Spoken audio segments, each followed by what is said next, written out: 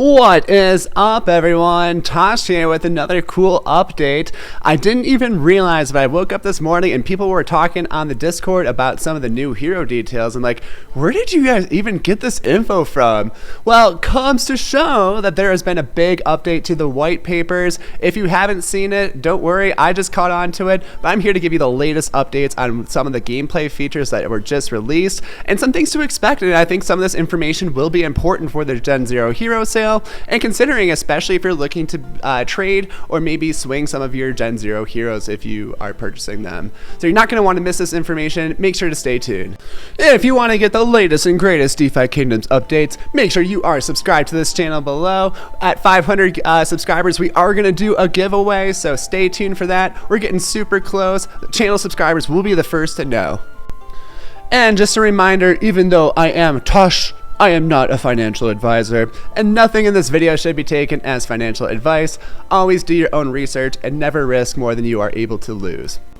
So if you'd like to check out this information yourself, all of it is contained in the white paper. I will have a link to that into the description below, so make sure to check that out if you want to do a little bit deeper dive yourself. Let's hop into it. So this is in the gameplay section of the white paper, and we see the tavern here. This is where we're going to hire the heroes. We also get our first look at the tavern purchasing screen and some interesting things that we'll see here, some new information even.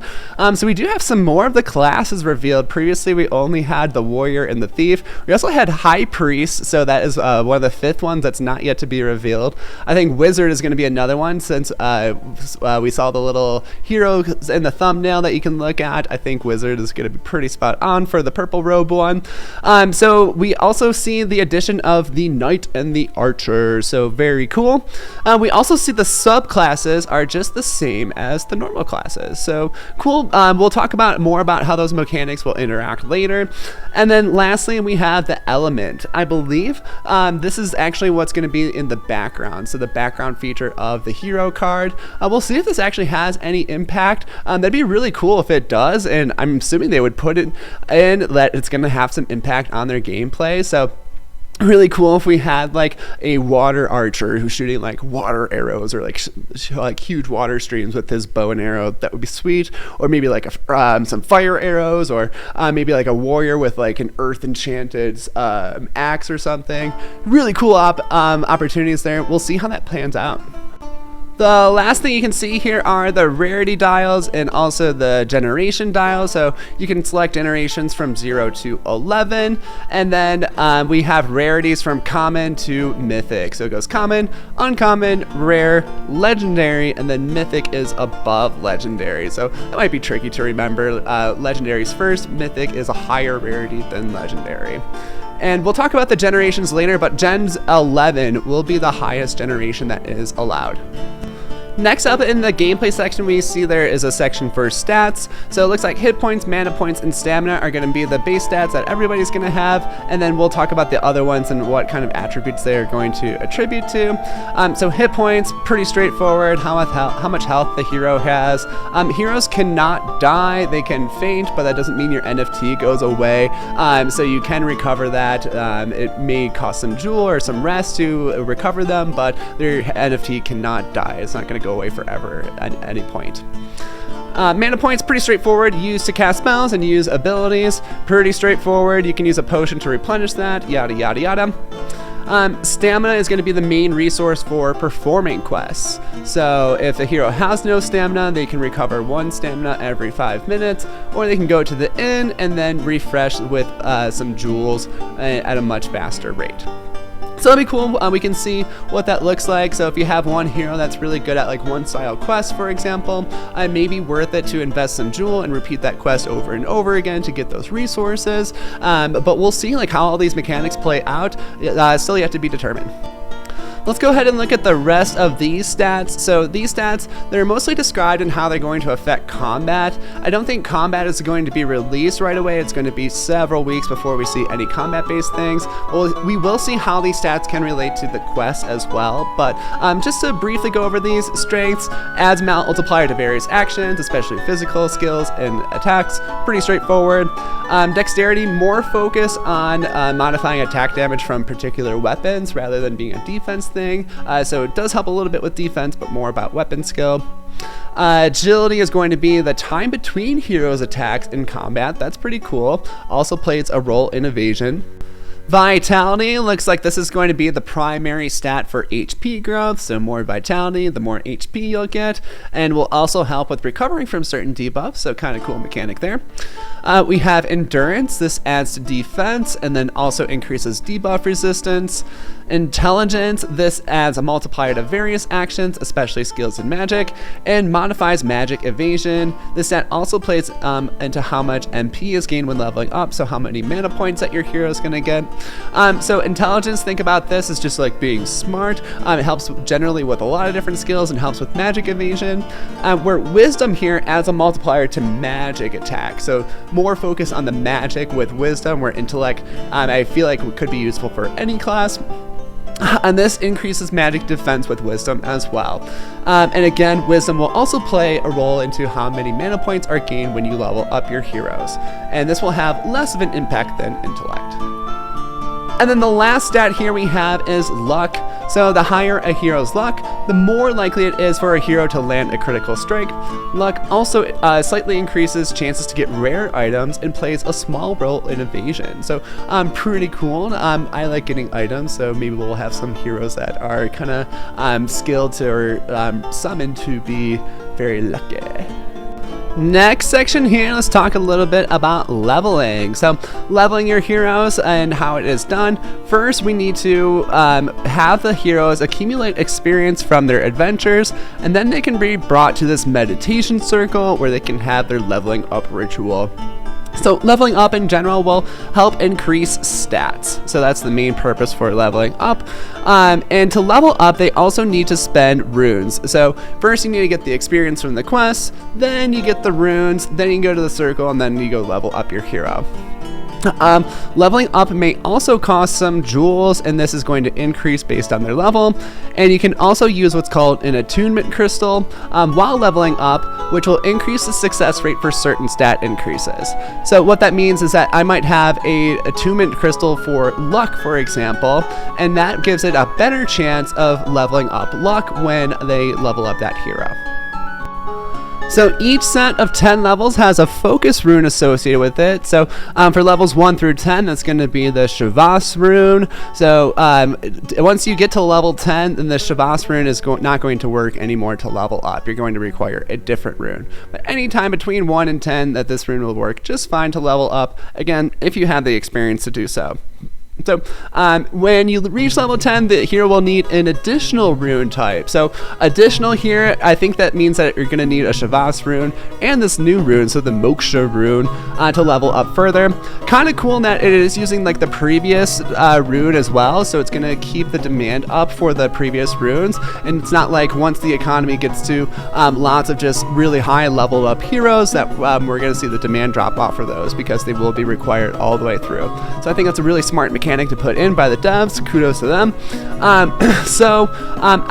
Let's look at this a little bit further. However, as the hero progresses from 11 to 12, their Shavas rune cost will decrease as the Moksha cost increases. So it's going to require more Moksha runes over time and then fewer of the Shavas runes over time. And this kind of reveals that it is going to cost multiple runes for each level up. So we'll see what how the economy plays out there.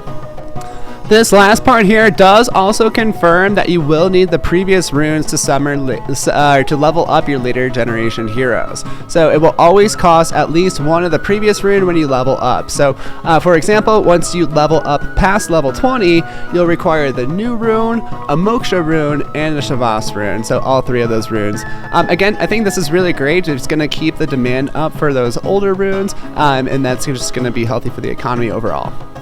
And then it is going to cost a small amount of jewel to level up as well. This seems pretty insignificant where jewel is at right now, so it's going to be 0.1 times the current level. So for example, to get to level 10, that last level up is going to cost a total of 1 jewel token.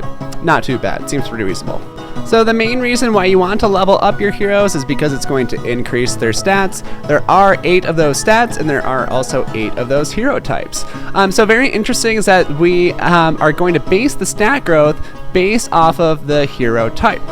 So it looks like I'll probably have to make a more in-depth video when these mechanics do get released, because it does seem a little bit confusing right now. But how I see it is that your class and your subclass are all going to have or be related to certain traits and certain percentages for each of our different stats. So for example, if you're a warrior, you might have a 100% for vitality, but you may have like a 50% for wisdom. So for example, if your vitality gets rolled, then you'll actually get the +1 for your primary stat. And then let's say if the wisdom gets rolled correctly for your on the primary stat as well, then you get the +5 multiplier for that. I believe that those multipliers will be diminished for your secondary stat because that's going to be your subclass. So kind of interesting. If we have classes that are really good at one particular thing, it's going to be good to match up your class with the subclass so you can get the maximum stat for that thing that they're really good at and maximize them at whatever quest that they are good at. In addition, it does look like you can actually get some bonus stats too with Gaia's Blessing. I believe this will cost some additional runes or additional of the tiers while you're leveling up to get that. So this will be a 50% chance of increasing a selected stat, and you can choose one stat to give the extra +1 to. So kind of interesting here is that the market may actually be determined by a lot of luck in some cases, because even if you do everything perfect with a hero, you may not get the best quality hero that is possible. So it is going to take a little bit of luck. That's going to add a lot of dynamic into the market and encourage lots of summoning to occur. And then last thing here is that stamina will grow at a fixed rate for all heroes. So every 1 level that you will get 1 stamina. And then the HP and the MP bonuses, those will change as the related stats get modified as well. So pay attention to how those work, and we'll get more details about those mechanics, I'm sure, when the heroes launch. Let's talk about summoning. If you haven't liked this video, make sure you go ahead and do that. But with summoning, here's what we're going to need. So we need 2 heroes to visit the Archdruid, and then we need to infuse some crystals, and then we can summon our new hero. So cool. Alright, so first part here, it looks like it's going to cost 2 Gaia's tears and jewels to infuse the crystals, so you'll need 2 heroes that have their cooldowns available, 1 tier for each of them, and then some jewels depending on what generation hero they are or how much they have summoned, and then you will be able to get a new hero. Cool mechanic here is that when you are summoning, for every 5 levels that your summoning hero has reached, you may put an additional tier for that, and that will give them an additional stat to that hero's main class stat. So pretty cool there. It gives you some more flexibility, and it just means that as your Gen 0s are even going to get better over time at making new heroes. You can also throw in some enhancement stones, and that will increase the stats further for your heroes. So again, the recipe here is that we have 2 heroes, we have 2 tiers, we throw in some jewels, we throw in the optional stones, and then we get a new gen hero. So it looks like summoning is always going to have a cooldown period. That cooldown period is going to start off at 4 hours, and it's going to increase depending on the generation of the summoner. So for example, if we have a Gen 2 hero, that base cooldown is going to start off at 8 hours. Also note is if you make a new hero, that new hero is not able to summon for a 24-hour period. I think that's a good mechanic to have so we can't summon heroes too quickly into the economy. Do know that 24-hour cooldown only applies to heroes that are greater than Gen 0, so the Gen 0 heroes will be able to summon right off the bat. We'll see some Gen 1s in the marketplace pretty quickly, but I think they're going to get snatched up pretty fast, so be on the dot if you want to get those. So summoning is also going to cost some jewels. So for every summon that the hero does, it's going to cost 2 more jewel for each summon. The Gen 0 heroes, that is going to cap out. So since they do have unlimited summoning ability, that is going to cap out, and they say it's going to cap out at a smaller amount than the highest point for later generations. So it looks like each generation is going to be able to breed 10 times afterwards. What's interesting here is that the offspring will have as many summons left as the lowest amount of summons that its parent has. So for example, if you have two parents, let's say they're both Gen 1s, one has 10 summons left and the other one has 5 summons left, then the offspring from that will only have 5 summons remaining. Note here that if you are summoning with 2 Gen 0 heroes though, your offspring will always have 10 summons remaining, so pretty cool.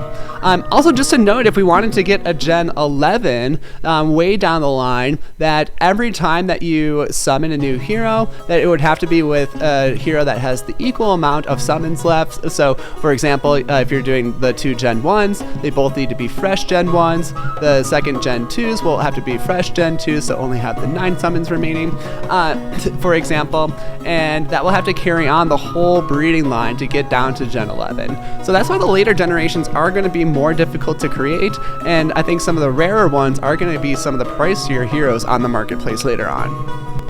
The next section here with quests basically just mentions that there's going to be 2 different types of quests. So we have adventure quests, which are more like our combat related quests, and they're going to be outside of the kingdoms, battling the bad people. And then we have our profession quests, which are going to be launched with the Gen 0 heroes tomorrow. So super exciting. Let's go take a look at the profession quests.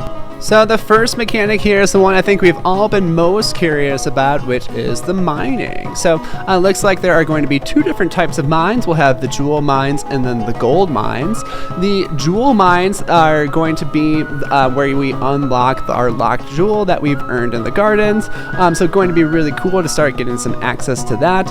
Here is a little bit about the mechanics. So mining is a passive activity that you send heroes to do. Each 10 minutes, a hero spends mining, 1 stamina is consumed. When the player stops the hero's mining action, they will receive rewards based on the amount of stamina that is spent.